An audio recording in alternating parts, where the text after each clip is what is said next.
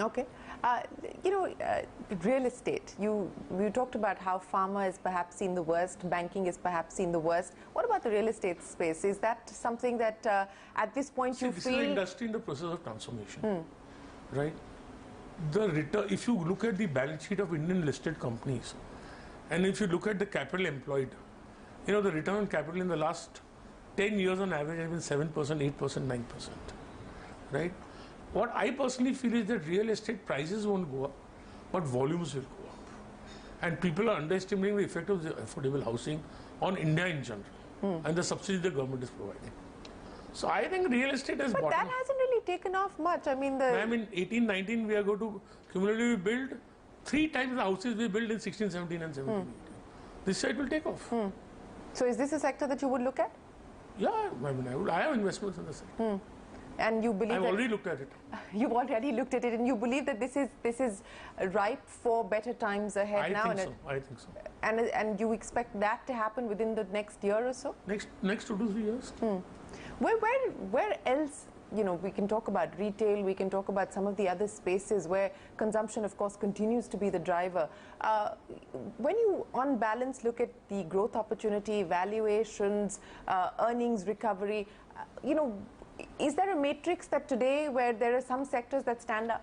The only rules are that there are no rules. And there's no metrics, and there's no... That's not how I invest, actually. See, we look at, rather than looking at sectors, I look at specific opportunities. And one thing I've learned that the lesser the prejudice and lesser the prejudgment I have, the better the investment. So if opportunities come, I look at them with open mind. I'm not close to any industry. In the consumption space, what would look exciting today? I think they're well valued now. So I think people the QSR bets, etc., and all of that are well valued? Well valued, and people are too bullish. I mean, it's going to be very good, but all that is priced in according to me. According to me, in the next 5 years, you will get a return which is lower than earnings increase. But I feel the P's will correct. Okay. On the specifically in a lot of the consumption stocks that have already run up quite significantly. Could be. Okay. So where else do you believe that we're in that space where at least in the short to medium term value? See, I'm bullish on India in general. Right? That you've been. And in the Indian markets in particular. Now I don't I have no formal allocation of money. Right. And if I had made all those formal allocations and reduced my portfolios because one company was too big, I wouldn't have the wealth I have today. Luckily, I didn't do all that. So the companies which perform well remained, right? So I don't look at things from the point of view of sector and look at the point of view of the companies. Since you're bullish on the Indian stock markets, you're obviously also looking at the infrastructure behind the Indian stock markets. MCX is a bet as well. Yeah, but they're doing well. Volumes have gone up like anything. Affiliated to the Indian stock market story, bets like MCX, is there any other interesting, exciting opportunities? Yeah, I have made some interesting opportunities. You'll hear about them. When will we hear about them? Whenever the transactions are completed. So I was hoping you would give us... I made some agreements to buy some market infrastructure company. Okay. Small portion of it. So whenever it is, I'm under an NDA. Whenever it's disclosed, it will be disclosed. Do you expect that to happen within the next few weeks, next few months? Next few months. Next few months. And this is a single investment or there are multiple investments? No, single investment. Single investment. There's a money for multiple investments. Okay. So what would concern you today? Because, we've gone through a phase of fairly benign macros. The micros are now starting to pick up. From a global perspective, what are the events that you're watching out for? What are the triggers that you're watching out for? What can really upset India's fiscal and monetary situation and the foreign exchange is oil prices. I think the oil price remain between 70 and 75. Then I'm not much bothered about the international scenario.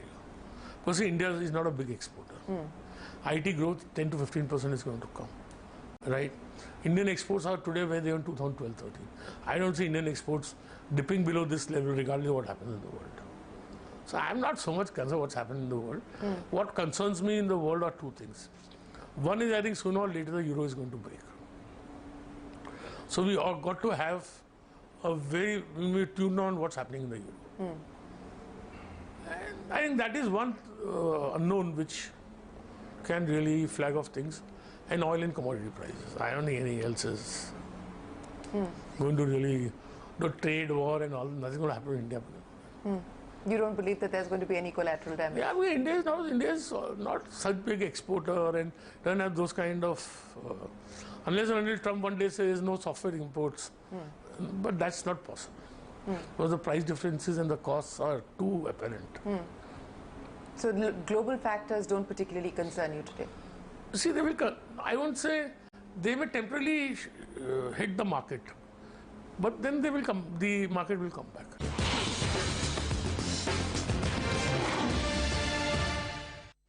You know, the last time we spoke, it was the third anniversary of the government, and today it's 4 years on and we're now headed into election season.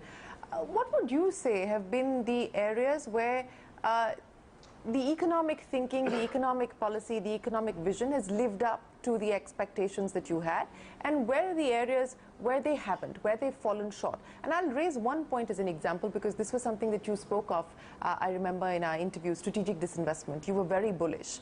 You know, we saw the government announce a big list of candidates for strategic disinvestment. No, but they tried their best in Air India. Yeah. See, what I feel is that for the real effect of what I wrote when Mr. Modi was elected, he requires 2 terms. Right? Even in Gujarat, when he first became the chief minister, the first term was all planning. The execution really came in the second term. Second thing is, he's handicapped by a lot of things what the states can do, and he cannot. For example, electricity losses. Now, Gujarat is one of the few states which is electricity surplus. Not any longer. Now it's deficit. Because he's not there, no, that's all. Right? So the question is, he needs time. I think the economic thinking has been very correct, very realistic. And I support whatever all the people in the street say. I support the scheme of the government to give a minimum support price for all crops to farmers. Because think of the farmer here. If he gets a crop, he doesn't get a price. If he gets a price, he doesn't get the crop. So instead of saying that we should buy and we should store and we should sell, right? If they procure at 10 rupees, at 15 rupees wheat, 15 rupees is the cost of storing it and handling it. So that you pay Except that there is no announcement on the new MSP just yet. No, but they are going to do it. I think that is required. And remember one thing, India has $45 billion of agricultural exports. And they are the most value-added exports. So India can be a big what I feel is that we must have Make in India, but we must make efforts to modernize and commercialize agriculture. You must allow corporate farming, right? You must see, because India cannot, in my opinion, absorb the workforce only in manufacturing. And agriculture can be we can be a big exporter. And our yields are lower than Bangladesh and Pakistan. So I think we need some efforts toward that end. Okay. Otherwise, I think whatever policies the government enunciated, the taxation, they raised it's projected that they will raise the tax to GDP ratio by 300 basis points. 10 lakh crore is income tax collection last year. 11.5 lakh crores this year. And look at the ease. For the first time in my life, I have received a refund without going to the department. Right? GST, I think, a game changer. People had predicted that GDP will go up by 1.5 basis points to 800 basis points. 1.5%, 8% by Federal Reserve, by the Federal Reserve. No, nobody's talking about that. Only talking about problems. Right? So, and we have to understand everything. All correction, all change in this country is a process. It's a democracy. It takes time. I think we're going in the right direction. Although I would be happier if the speed is enunciated, but it will be. Any particular policy where you believe that there needs to be much more urgent action? And again, I'll refer you to this business of now the need for a national ARC or a national AMC. Yesterday, in a conversation with me, the SBI chief said that the need of the hour is a national AMC, and perhaps a good starting point would be to put these distressed power assets into that national AMC. This was an idea where we have to take urgent. I think that the time for that is over now, except these power plants. We are coming to now, all those companies are in the NCLT, majority of them. Right? So now all those resolutions, if this was done, it should have been done 3 years ago. Yeah, that was the point I was asking you. Yeah, this was an idea that was brought up 3 years ago. Yeah. They can still do it for the power. I think the urgent need of the hour is that today Air India loses 3,000 to 4,500 crores a year. I think MTNL, BSNL are next. So I think government needs to take action and do something before they become the next Air India. MTNL already is the next Air India, right? So I think those public sector, especially large enterprises which are facing competition. But are you hopeful that we could expect anything on that front? I mean, look at what happened with Air India. And one of the biggest you asked me whether what you want. I never, it will be, if Mr. Modi is elected, it will be done in the second term. 101%. I have one prediction. If Mr. Modi gets majority and is re-elected, which I think most likely he will be, people will be surprised by the reform and change that will take place. And ma'am, reform, I don't agree with businessmen that he has done anything against businessmen. A lot of businessmen are disordered. I don't find he's done anything against any businessman. Why? What are businessmen telling you? No, a lot of people are afraid. They'll do this, he'll put this tax, he'll do this. He's against, I don't think he's against the rich. See, he's a distilled socialist. Who's a socialist? Who fights for every piece of the cake. He says everybody must have the cake equally. He also wants that everybody should share the cake. But he knows that to enlarge the cake, you need good economic policy. So he says, first, let's try and enlarge the cake. Then we'll think of how to distribute it. So that's what that's what my feeling is. And even if you put some taxes, ma'am, we must not forget that we live in we are very, very, very, very fortunate people in an extremely, extremely, extremely poor country. I don't like to pay taxes, but whenever I have to sign that check, that thought always, makes me feel good. That's my duty. Since you're talking about parting away with your wealth in the form of taxes, but you've also made a commitment through philanthropy. You've got a birthday coming up, and then, of course, as you turn 60, you've got a plan in terms of what you intend to do with your money towards philanthropy. Has that already, in some structured way, have you started thinking about how you're going to use it? I have pledged 25% of my wealth to charity, right, or 5,000 crores, whichever is lesser. So now I'm going to remove that limit of 5,000 crores. You're going to remove the limit? Okay. Right. And what I'm going to do is I'm going to give the money in stages. 2030, I want to give 25% of my wealth. Right. But I will start with a good sum on my 60th birthday. And then over stages, by 2030, I'll give away 25%. So where are you going to make that beginning? What would be the first areas, the first sectors, the first organizations that you will support with? My 60th birthday is still 25 months away. So 12 months before my birthday, I'm going to make a team and then we'll decide.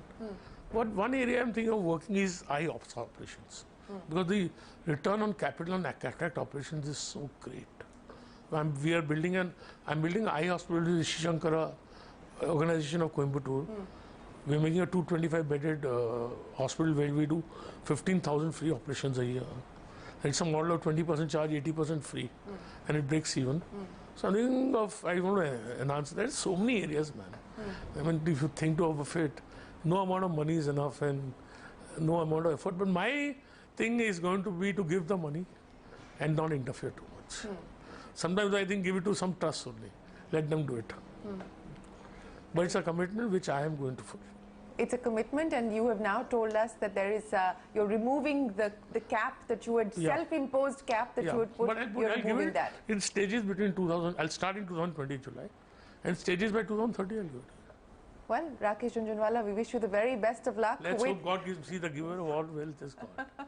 He gives. I hope He gives me the power and the tenacity to give it away. And the heart. Yeah. Which is the most important. Yeah. Well, appreciate you joining us here on CNBC TV 18. Always a pleasure. Thanks very much for your time. Thank you. With that, it is time for us to wrap up this special conversation with the Big Bull. From all of us here, goodbye. Many thanks for watching.